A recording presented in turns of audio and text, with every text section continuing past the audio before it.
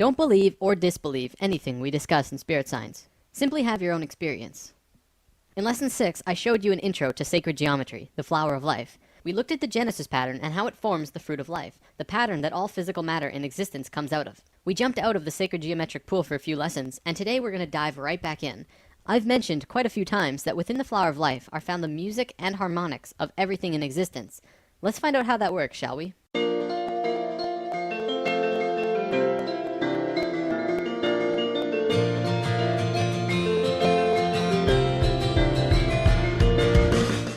First, I want to show you phi and Fibonacci. It's important to understand for what we're going to talk about. I'll show you what you need to know to continue, and if you want to learn more in depth about these sequences, I will provide sources in the comments. Phi, also known as the golden ratio or golden mean, is a very simple relationship. If you had a rod and were going to put a mark on it, only two places would mark the phi ratio, which is here or here. The length of A plus B is equal to the length of C. This ratio is 1.6180339 and continues on forever. If you multiply the length of C with phi, it will create the exact same image, only bigger. C and D is equal to E. This ratio could then span on forever, going smaller and smaller or bigger and bigger forever. This ratio is infinite. It has no beginning and no end. It is also believed that phi is the mathematical root of all other sequences. See, every mathematical sequence in existence needs a minimum of 3 numbers to figure out the sequence. Phi only needs 2. It is the only one. Similar to how the circle and square are the source of all shape, but we'll get to that later on. The next thing that you need to know is that this ratio is found in all life everywhere, sort of. By sort of, I mean it's really Fibonacci, but we'll look at that in a moment. Look at your hand. Not only does each finger have its own ratio moving up each finger, which is phi to the next bone, but it oscillates back and forth from the tallest finger to the thumb. You wonder why the human hand is like that? It's based on phi. This relationship is found throughout the body in various ways, moving up the arms and legs, in your face, throughout the entire body. This is a Greek statue that accurately represents this. The Greeks were very precise when they made their art, because they understood phi, Fibonacci, and the importance of these sequences. When the Romans took over Greece, you could see the perfection in statues just completely disappear. I'm not saying the Romans were bad artists, they just didn't measure everything to the same caliber that the Greeks did. Here is the phi ratio in butterflies. You can see this ratio everywhere, from the wing size to the body to the antennas. They're all phi ratios. Here's dragonflies. It's the same story. Phi runs along the entire body, and the relation to the body and the wings. Here it is in frogs. Phi is found throughout the body, in relation to the head, to the arms, to the fingers, and so on. Well, what about fish? You'd think they wouldn't be found in fish. Well, here's 3 kinds of fish. Once again, the ratios are consistent. It doesn't just apply to these creatures though. Regardless of what mammal, insect, avian, plant, or living creature of any kind, you will find this ratio one way or another. There's a reason for this, but we'll get to that in a moment. Let me show you the importance we used to place on this golden ratio. In ancient times, we built many structures based on phi because we understood divine proportion. This is the pagoda of Yakushiji Temple in Japan. It's built with these same mathematics, from the doorway to the ball on top of the temple. It is a structural embodiment of the proportions that all life holds. The Parthenon in Greece also has the exact same mathematical structure, but even more. I recommend watching Nova's Secrets of the Parthenon if you wish to learn more about this, because the stuff that they find is really cool. The Great Pyramid in Giza also has these proportions. They're incredibly precise, perfect in every way. You'd think that by building these structures using the logical and mathematical proportions so carefully, that they would hinder the creativity behind these buildings, but they really don't. In fact, the left brain understanding all of this can even enhance creativity if used correctly. It makes me wonder about all of the world-famous buildings of the modern world. Could phi be a large factor in what makes them stand out? Let's move on to our next sequence, which is called Fibonacci. Now, the Fibonacci sequence is life's way of creating the golden mean. Allow me to explain. This sequence is continually made from adding the previous number to the current. 1 and 1 is 2. 2 and 1 is 3. 3 and 2 is 5. 5 and 3 is 8. You can see how it continues. Now, what most people don't know about Fibonacci is that it actually continually strives closer and closer to the phi ratio. By dividing the current number into the last, you can see this happening. 1 into 1 is 1. Well, that's not close at all. 2 into 1 is 2. This time it's over phi, but closer. 3 into 2 is 1.5, which is under, but closer still. 5 into 3 is 1.666. This time it's over, but even closer. Continuing with that, it's 1.6, and then 1.625, 1.615384, 1.619048, and so on. It continually oscillates over and under the phi ratio, never quite making it there, but continuing on closer and closer every time, until eventually you can't even tell the difference. Because phi is an infinite number, this sequence will go on forever.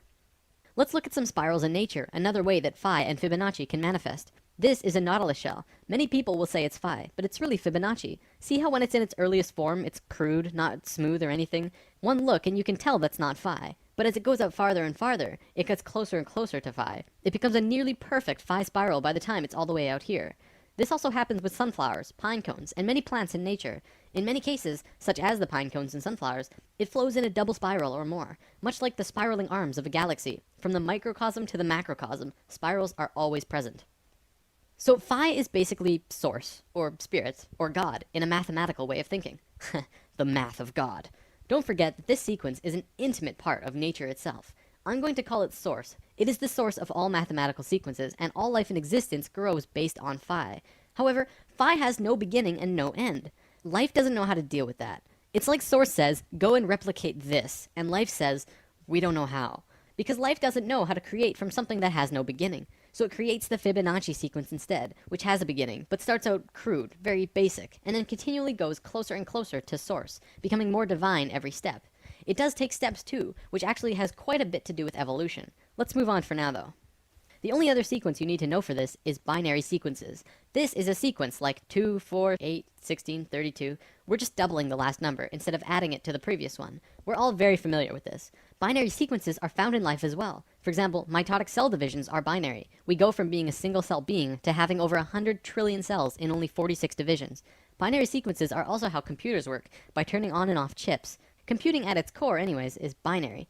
Okay, let's move on to something different for now, but what we just looked at will reveal itself in time. This is how a polar graph usually looks, with 36 radial lines in 10-degree increments representing the 360 degrees.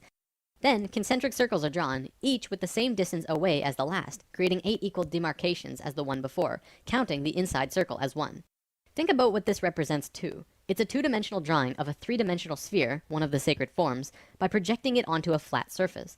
This is also called a shadow form, and casting shadows is a sacred way to obtain information. Also, a polar graph has both straight, male lines, and circular, female lines, both male and female energies interacting at once. If you plot a golden mean spiral at 0 degrees on the polar graph, it will loop all the way around before hitting 0 again, exactly at the 8th circle. You'll find that this golden mean line crosses 5 specific places as it goes out. These places are where the female circular lines meet the male lines.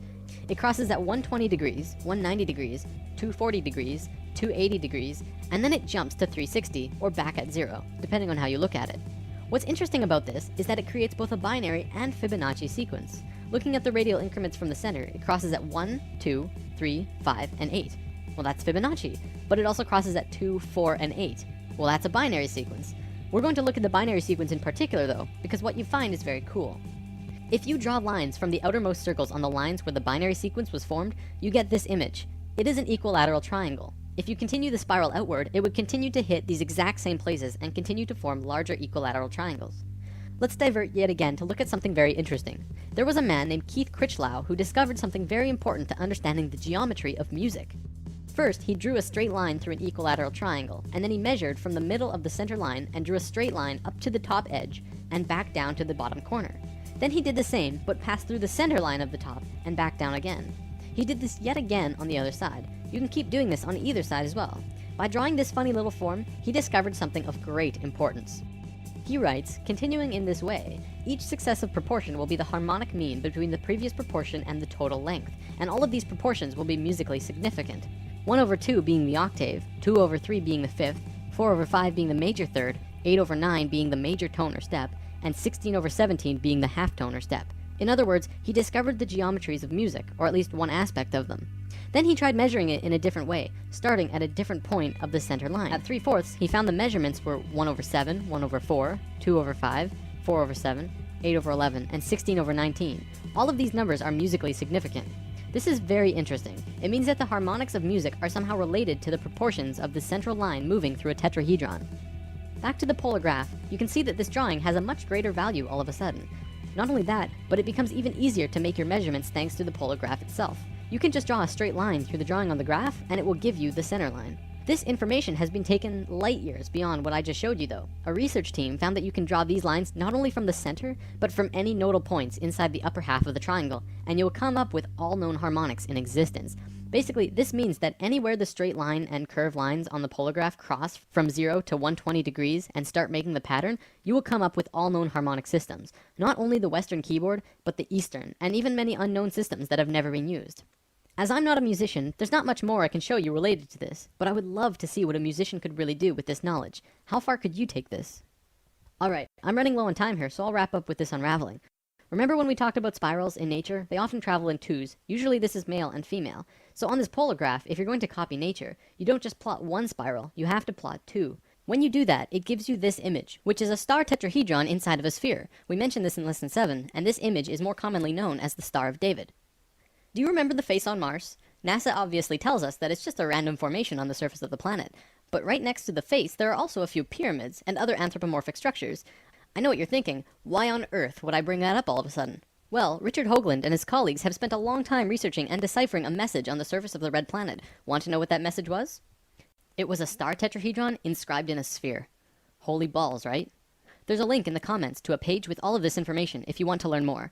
It's pretty crazy, and very eye-opening now that we have this information about what this really means.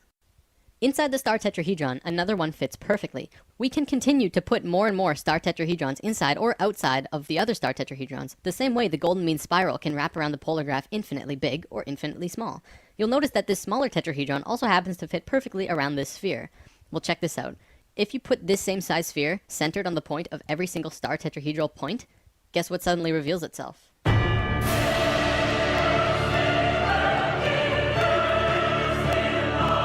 fruit of life.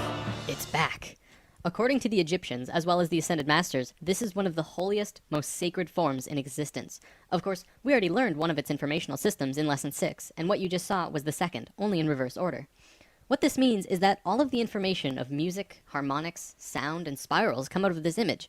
Not only that, but light and the dimensional levels work in the same way as harmonics, which we've already discussed in Lesson 2, 7, and 9. Meaning that the geometric information about light and dimensions are also related to this star tetrahedron pattern. So just briefly looking at this image that we looked at in Lesson 7, this is the fourth unraveling of the flower of life. It is an infinite spectrum of never-ending fruits of life within more fruits of life. This is the unraveling of dimensions, so it makes a little more sense now, but I won't have time to show you anything more today. So what you just saw was the second unraveling from the third rotational pattern of Genesis, the geometry at the heart of creation.